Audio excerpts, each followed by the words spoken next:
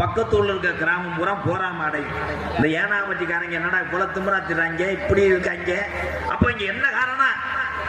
அந்த சாமி தான் காரணம். அப்ப அந்த சாமியை ஏதாவது செஞ்சு மறைச்சு கட்டிவிட்டோம்னா இந்த மக்கள் பூரா நம்ம காலடிக்கு வந்துடுறேன் அப்படின்னு சில கிராமம் இருக்கும்.